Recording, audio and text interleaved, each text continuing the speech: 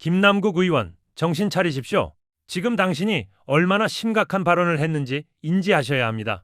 그걸 인지하지 못한다면 정치 인생은 이번이 끝이라고 보셔야 합니다. 명픽이 만사가 아닙니다. 초대형 사고를 친 겁니다. 검찰 개혁과 관련한 발언, 굉장히 심각한 국면으로 흘러가고 있습니다.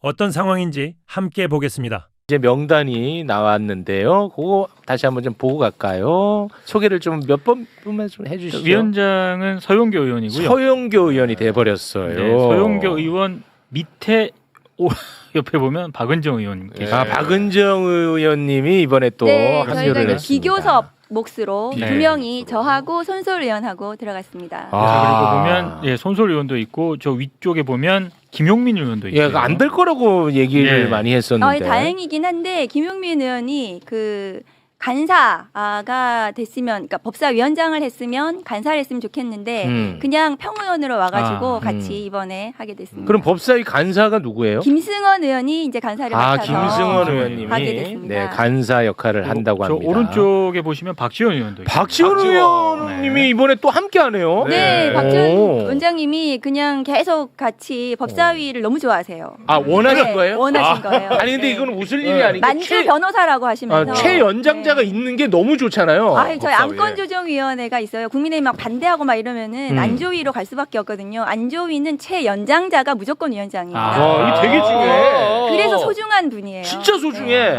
그러네. 근데 다행히도 박지원 의원도 그걸 원해서. 천만다행이네. 다행이네. 잘 됐다 근데. 근데 박지원 원장님이 어제 이제 말씀하시기를 김씨를 너무 많이 배치해가지고 자리가 저 끝으로 네. 밀려났다. 앞으로 좀 김씨 좀 쏙가내줬으면 좋겠다. 유머가 있으셔. 말씀하셨어요. 가나다 순으로. 가나다 네, 순으로 안 맞습니다. 나봐. 그러니까 저 뒤에 밀려 계시더라고.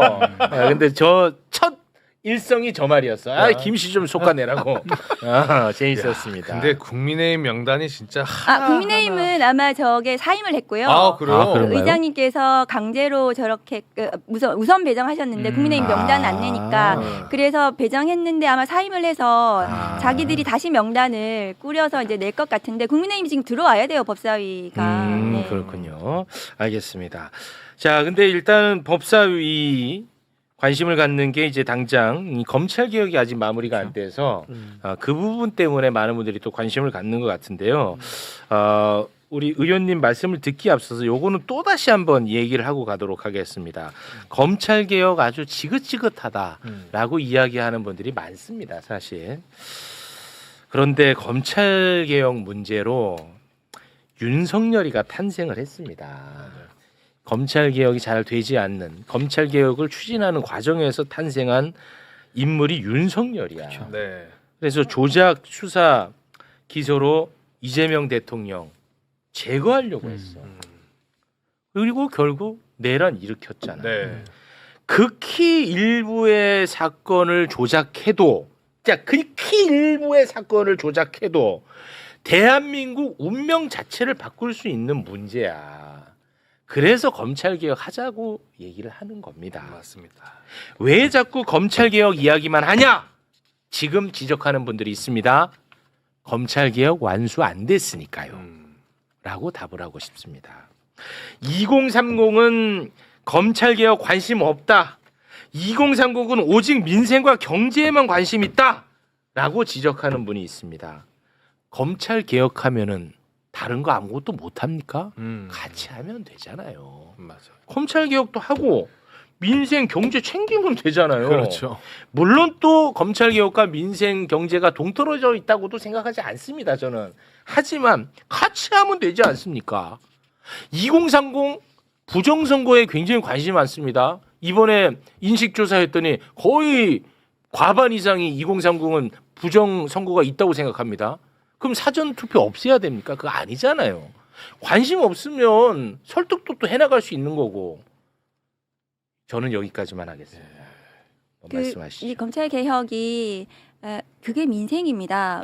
왜냐하면은 우리가 이제 어제 이제 김건희에 대한 충격적인 보도가 나왔는데 검사들이 보안청사에 불려가서 예. 소환 당해가지고 핸드폰 뺏기고 조사를 했는지 당했는지 그런 충격적인 보도가 네, 나왔잖아요. 그 보도만 잠깐 좀 보고 네. 갈게요. 네, 그 2024년 7월 20일이었습니다. 그때 우리가 굉장히 아, 윤석열 정권 하에서 이 얘기를 많이 다뤘었죠. 김건희는 도이치모터스 주가 조작 혐의가 있었고 디올백 수수 혐의가 있었음에도 불구하고 김건희를 소환 조사를 하지 않았다고 우리가 엄청나게 비판했어. 맞아요. 그런데 7월 20일에 콜검이라고 해갖고 콜검 이슈 있었죠. 출장 가서 조사를 받는 그런 일이 있었는데 관련해서 추가적으로 세상에 알려지고 있는 내용들이 있습니다. 그 내용들을 좀 소개를 잠깐 해주시겠습니까? 최재훈 당시 서울중앙지검 반부패 수사 2부장이었거든요. 특검 가서 이렇게 진술합니다. 조사 당일 김건희 변호인 통해 장소를 전달받았다. 그리고 수사팀 관계자들은 이렇게 또 얘기를 하고 있습니다. 조사 당일 중앙지검에 모여서 대기하다가 장소를 전달받고 출발했다. 그러니까 와. 권력자인 김건희를 위해서 검찰이 저게 불기소하기 위해서 그렇죠. 저렇게 와. 수사를 해준 거거든요. 그래서 검찰개혁의 기본 원칙이 이제 수사와 기소의 분리잖아요. 그래서 권력자를 위해서 불기소를 하기 위해서 수사를 하는 이런 검찰 와, 이 수사권을 가지고 불려간 거 아닙니까? 소환을 당한. 그래서 우리 헌법상 우리가 기본권, 평등권이라는 게 있습니다. 그래서 기본권을 실현시키는 평등하게 모든 국민이 검찰권 행사가 평등하게 이루어져야 되는.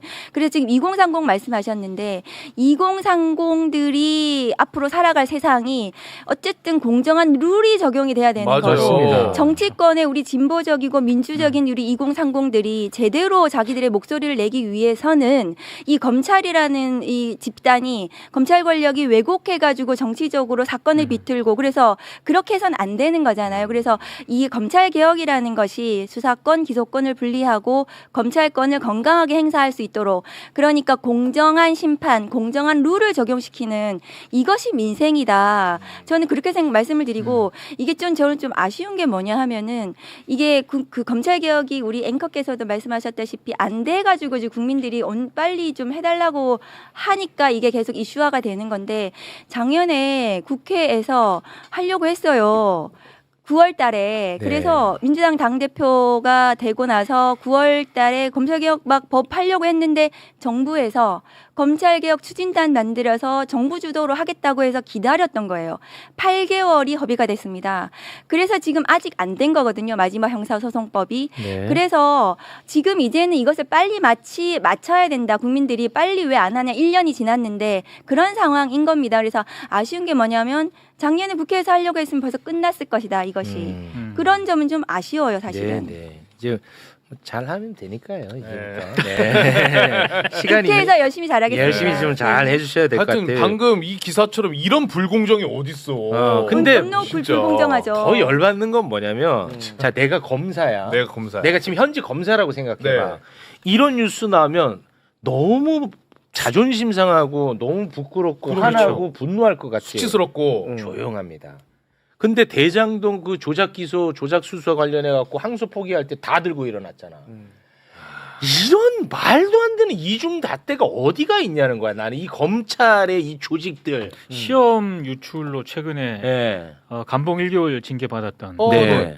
그분 한번 이렇게 뭐 게시판에 쓸 법도 한데 조용합니다. 아니 얼마나 이 자기 모욕적이야. 너무 치욕스러웠어요. 그렇습니다. 네, 저는 검사 생활 24년 하면서 저렇게 불려간 적이 한 번도 없습니다. 아 당연히 피의자에게요. 없죠. 네. 있으면 안 없죠. 되죠. 있으면 안 네. 되지. 있으면 안 있으면 안 되는 거죠. 근데 네. 있어서는 안 되는 일이 벌어진 거예요. 네. 아니 검사가 대기하고 있다가 어디로 와 피의자가 네, 피의자가 그런 일이 있을 수가 있습니까? 그런데도 아무도 무슨 얘기도 안 해요. 안 하잖아. 네. 핸드폰 폭탄 있을 수 있으니까 제출해. 제출해. 그래서 제출했어 실제로. 검사들이.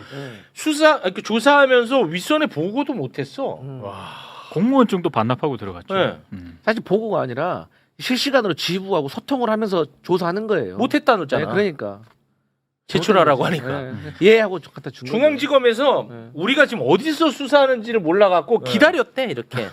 근데 그쪽에서 연락 받고 야 이거 왔다 빨리 가자. 답답해 죽는 줄 알았어 하면서. 근데 들어갈 때 다 핸드폰 반납하고 반납하고. 들어가고. 이런 참. 그럼 거기 안에 그 김건희 씨가 이러고 딱 있어. 왔어. 왔어요. 그 예상 답변 다 써놨죠? 그대로 가야죠. 아니 내가 검사면 진짜 자존심 상할 것 같거든. 당연하죠. 조용합니다. 저게 저 몇 시간 동안에 도이치하고 명품백 수사를 다 한 거예요. 예. 그러면 저거는 불기소를 위해 대충 봐주기 조사를 하고 불기소를 위한 수사를 한 겁니다. 그러니까 수사권과 기소권이 저렇게 결합되니까 불기소하기 위해서 수사를 하는 겁니다. 검찰이. 그럼 실제로 비슷한 불기소했고. 사건이 하나 있어요. 김학의 사건. 김학의. 경찰이 수사를 해가지고 기소 의견으로 송치했잖아요. 그런데 김학의도 못 알아보고 조사를 막 드립다 하더니 보안 수사죠. 하더니 불기소한 겁니다. 예. 검찰이. 그러니까 수사권과 기소권이 같이 있는 한 권력자를 위해서 불기소해줄 수 있는 검찰. 그런 이 수사권과 기소권은 분리하는 게 맞죠. 네. 뭐 실제로 불기소 처분됐고. 그렇죠. 근데 나중에 이제 정권 바뀌어가지고 다시 수사해가지고 유죄 받았잖아. 두 개 다 유죄 받았잖아. 네. 그러니까 이거는 잘못된 것들이었잖아. 그렇죠. 근데 검찰은 조용. 당연하지. 난 진짜 너무 화가 나. 나 이런 검찰. 아까 민동희 기자님이 언급하신 그 검사 안미연 안미연 검사죠? 검사. 우리 저 의원님이랑 또뭐 친분이 있는 분 아닙니까? 그러니까 제가 그래서 법사위에서 그 장관께 이 부분은 형사적으로 문제가 될 수 있다. 왜냐하면 공무상 비밀 누설 그렇죠. 등에 포함되어서 할 수도 있어서 법리적으로 검토해가지고 형사적으로 아마 수사도 필요한 부분이라고 말씀드렸는데 감봉 1개월에 그쳤어요. 아니 그게 아니 그런 굉장히 중대한 비위에 대해서도 너무 봐주기 처분을 한 것이 아닌가 좀 아쉬워요, 사실은. 네. 그런 부분에 있어서. 알겠습니다. 이분은 보안 수사권을 굉장히 원하는 분인 것 같은데 저한테 자꾸만 최욱이 너는 반드시 검찰 개혁 된 다음에 비리 경찰한테 걸려가지고 구속됐으면 좋겠다라고 하는데 비리 경찰 그런 거 잡아내는 장치를 마련을 해야죠. 그렇죠. 예, 누가 뭐 경찰은 반드시 선이라고 누가 그런 말 한 적 없습니다. 예, 그러니까 그 국민들께서 오해입니다. 이제 걱정하시는 부분들 이렇게 되면은 수사 기소 분리되면서 검사들이 했던 그동안의 수사 기능 이 부분이 아마 경찰로 보내지면은 약간의 좀 공백이나 이런 것들이 있지 않겠나. 네. 그 우려하시는 건 충분히 있을 타당한 수 우려입니다. 있죠. 그 네. 우려에 대해서는 저희들이 많은 제도적인 장치들을 가지고 있고 네. 그리고 이번에 또 그 국회에서 저희가 법안 심사할 때 충분히 그 부분은 반영해가지고 법안에 만들어 놓겠다 그런 말씀을 드리고 제가 그동안도 많이 설명을 드렸어요.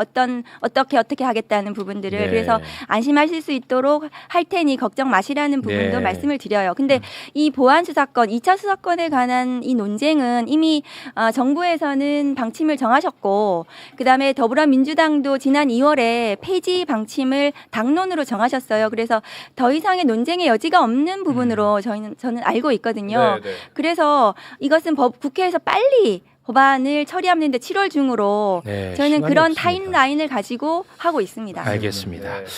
자, 그러면 의원님과는 여기서 저희가 또 인사를 나누도록 하겠습니다. 굉장히 법사위가 할 일이 많을 것 같습니다. 잘 좀 네. 부탁드린다는 말씀 네, 드리면서. 일단 이제 국민들께서 좀 많은 관심이 있을 텐데 7월 중으로 저희가 민주당 그 순회 경선이 8월 1일부터거든요. 네. 그러면 그때 되면은 이게 뭐 법사위가 돌아가기가 좀 어려워가지고 쉽지 않겠죠. 네. 사실상 지금 법사위의 시간이 4주 정도입니다. 그래서 다음 주에 민주당에서 당론 발의 법안이 발의가 돼야 되고요. 그 전에 이제 당정청이 이제 협의를 해야 될 텐데 그게 이제 확정적으로 잘 마련만 되면은 민주당 이제 그 국회 법사위에서는 빠르게 심사해가지고 이 법사위 통과시키고 본회의 통과시키면 7월 중으로 법안이 가능합니다. 그래서 그런 부분을 좀 관심을 가지고 계속해서 국민들이 좀 응원을 해주셨으면 좋겠다. 법사위도 열심히 하겠다. 우리 또 존경하는 소영교 위원장님께서 막 의지를 가지고 계세요. 네. 그래서 저희들이 법사위를 좀 지켜봐 주시면 좋겠다. 그런 네. 응원의 부탁 말씀 좀 드립니다. 알겠습니다. 오늘 김남국 의원님이 이런 얘기를 했어요. 도대체 언제까지 검찰개혁 말하나 민생 문제에 집중해야 된다. 이게 그냥 들으면 그래 민생을 좀 더 신경 쓰고 검찰개혁을 왜 이렇게 그 말만 하냐 이렇게 들릴 수 있죠. 그렇죠? 검찰개혁 1인 1표는 당 내부 문제이고 과거다. 혼나야 됩니다. 검찰개혁이 당 내부 문제라고요? 의원님? 여러분들 검찰 개혁이 민주당만의 문제예요? 야, 큰일 날 소리예요. 제가 먼저 제 방송을 여러분들 김남국 의원님 아버님이 제 방송을 참 좋아하셔요. 이 방송을 혹시나 들을 수 있기 때문에 제가 좀 수위 조절은 하도록 하겠습니다. 이 말이 왜 혼나야 되는지 제가 여러분들에게 좀 말씀을 드릴게요. 도대체 언제까지 검찰개혁 말하나? 의원님, 언제까지 검찰개혁 말하도록 합니까? 검찰개혁 진작에 끝냈으면 우리가 검찰개혁 하자고 얘기를 해요? 본인들이 잘못해놓고 당원들이 검찰개혁을 왜 10수년간 검찰개혁 해달라고 떠들게 만듭니까? 안 그래요? 검찰개혁 집권하자마자 정광석과 같이 6개월 안에 검찰개혁 했으면 우리가 지금 검찰개혁 얘기합니까? 집권한 지 1년이 넘었는데도 지금 검찰개혁 보안수사권 준이 많이 헛소리들 하니까 지금 검찰개혁 하자는 거 아니에요 끝까지? 지금 우리가 먹고 사는데 여유가 있고 한가해서 검찰개혁이나 해달라 당원들이 그런 목소리를 높이는 것 같아요? 정신을 차려야지. 의원들이 검찰개혁을 지금 몇십 년째 안 하고 있고 문재인 정부에서도 검찰개혁 실패해갖고 그렇게 욕먹은 거 아니에요? 그래놓고 검찰개혁 언제까지 말만 하냐고요? 왜 검찰개혁 안 했는데 그러면? 김남국 의원님 검찰개혁 촛불 집회 때문에 국회의원 배치단 거 아니에요? 의원님 국회의원 서초동 촛불 집회에서 사회보고 검찰개혁 누구보다도 해낼 사람이라고 생각해서 철험회에서 검찰개혁법 만들고 그 다음에 배치단 거 아니에요? 어떻게 저런 얘기를 할 수가 있어요? 응? 제가 왜 화가 나냐면 본인들이 검찰개혁 못한 것을 당원들에게 책임을 전가하는 거예요. 안 그렇습니까? 너무 어이없어서 그래요. 정치권에서 그렇게 노무현 대통령 서거 보면서 이제는 절대 검찰에게 권력을 주면 안 된다라고 하면서 문재인 정부 때도 수박들 때문에 검찰개혁 못하고 그 국힘당 윤석열 쿠데타를 보고도 검찰개혁 언제까지 얘기하냐고요? 이게 어떻게 그런 말을 할 수가 있어요? 응? 김남국만큼은 저 얘기하면 안 되죠. 딴 사람이 저런 얘기를 해도 김남국은 저런 얘기를 하면 안 되죠. 왜 검찰개혁을 못해서 당원들이 몇 년째 검찰개혁 해달라고 한 건 정치권의 문제지 어떻게 이게 민주당 내부의 문제입니까? 정치권의 문제죠. 제발 정신 좀 차리세요. 아시겠죠? 저는 오늘 꼭 이 말을 꼭 하고 싶었어요. 저희도 검찰개혁 얘기하기 싫어요. 그냥 빨리 검찰개혁 형사소송법 삭제해갖고 수사기소 분리 대원칙이 대한민국에 이제 뿌리 내리는 모습을 보고 싶어 합니다. 왜 계속 질질 끌고 이재명 정부에서 솔직히 검찰개혁 하려고 그랬으면 중수청법이랑 공소청법을 먼저 할 게 아니라 형사소송법 먼저 해놨으면 이런 논쟁 자체가 없어요. 왜 순서를 바꿔놓고 왜 형사소송법 개정부터 해놓고 그 다음에 중수청법 공소청법을 나눠서 했어야 되는데 왜 누가 봐도 의심스러울 만큼 형사소송법 개정은 나중에 해놓고 중수청법과 공소청법을 나눠놓고 이제 와서 왜 검찰개혁 얘기만 과거의 문제다. 김남국 의원님 그러시면 안 됩니다. 검찰개혁은 과 1인 1표는요 당 내부 문제고 과거 문제 틀렸어요. 검찰개혁은 아직도 진행 중이에요. 여러분들 검찰개혁이 과거 문제입니까? 검찰개혁이 됐어요? 제 말 맞죠? 검찰개혁이 과거예요? 우리에게는 가장 중요한 미래예요. 이 민주당의 정체성을 살리고 민주당 지지자들이 얼마나 제가 딱 하나만 얘기할게요. 저 이재명 대통령에게 성원한 거 있어요. 하지만 검찰개혁 확실하게 하나 해놓으면요 저 이재명 대통령 평생 박수 칠 거예요. 딴 거 기대 안 합니다. 제발 검찰개혁 하나라도 제대로 해놓은 대통령이면요 이재명 대통령은 민주당의 역사에 길이길이 남으실 분이에요. 응? 저는 그리고 진짜 이 말이 너무 화가 났어요. 1인 1표제는 당 내부 문제, 과거 문제. 1인 1표제요. 김남국 의원님. 지금 1인 1표제 아직 한 번도 제대로 선거에 적용된 게 없고 이번 전당대회가 처음이고요. 이게 검찰개혁을 내부 문제라고 생각하고 과거 문제라고 생각하는 인식이 검찰 논리예요. 어쩌다가 그렇게 됐습니까? 김남국. 그 총명했던 김남국이 어떻게 저렇게 됐어요?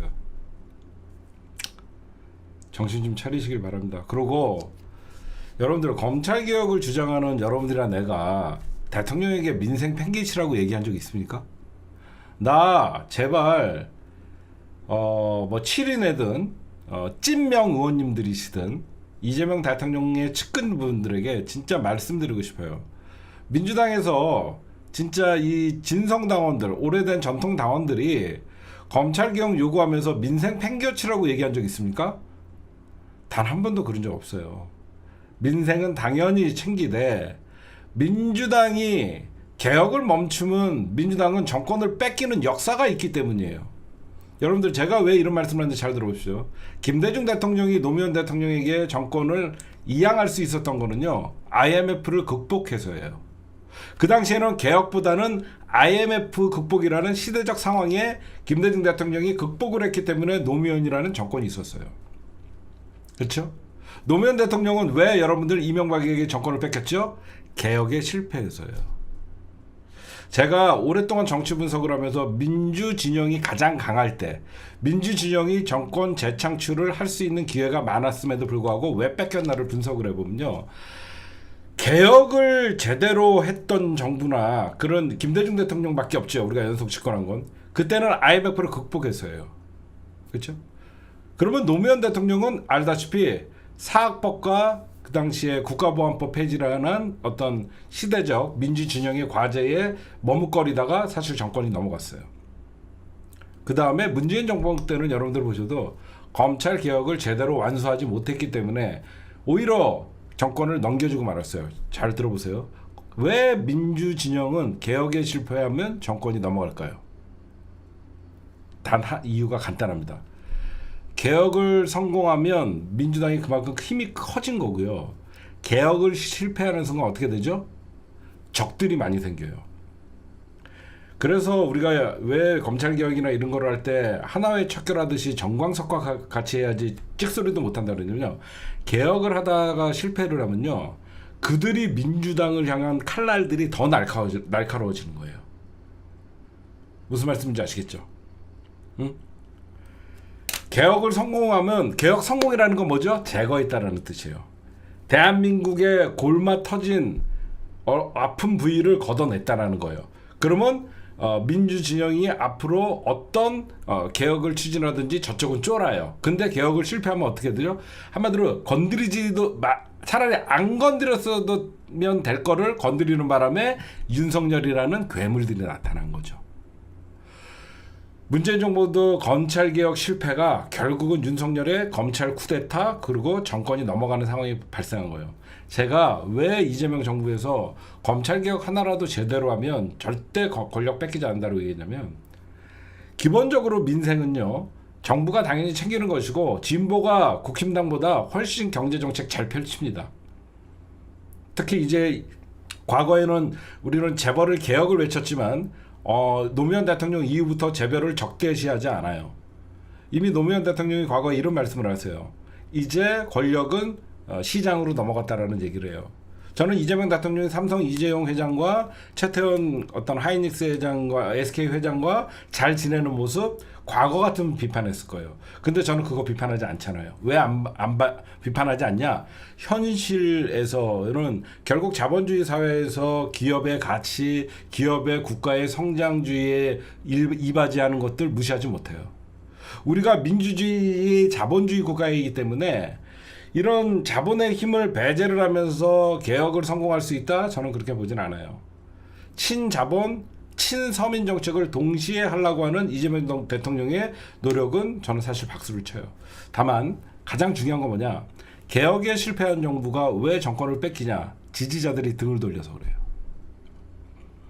제 말 이해하십니까? 개혁의 실패를, 즉 힘이 있는데도 개혁에 실패하면 지지자들이 돌아서요. 그게 문재인 정부였어요. 문재인 정부 때 180석을 가지고 검찰 개혁을 안 했다고 생각하는 지지자들이 많았기 때문에 돌아선 거예요. 그렇죠? 생각해 보시면 힘이 없음에도 불구하고 개혁을 밀어붙여 갖고 처절하게 이 정부가 개혁적인 정부였다 그러면 다음이 있는 거예요. 근데 지금 이재명 정부는 누가 봐도 대한민국 헌정사상 최고의 강한 집권이에요. 이런 헌정사상 시작부터 강력한 권력을 잡은 집권은 없었어요. 문재인 대통령도 집권할 땐 123석 시작이었어요. 집권 4년차 때 180석이었어요. 이재명 대통령 집권 시작과 동시에 190석이라는 범진보의 어떤 힘을 갖고 있어요. 그건 뭐죠? 맘만 먹으면 다 할 수 있다는 거예요. 그래서 제가 이 검찰 개혁을 그러니까 민주당 의원들이나 이재명 대통령이 제가 걱정되는 게 그거예요. 선거 때 되면 민주당 지지자들은 민주당 찍을 거다 이런 착각과 오만에 빠지면 안 돼요. 개혁에 실패하면요 지지층도 돌아서고 강력한 반대 세력들과 민주당의 적들을 더 만드는 거예요. 그래서 개혁을 해야만 민생과 나머지 경제도 잘 챙길 수 있는 거예요. 검찰개혁은요, 저는 이렇게 보거든요. 검찰개혁은 우리 사회의 민생 문제와 사회 문제에 가장 밀접한 게 검찰 문제라고 생각해요.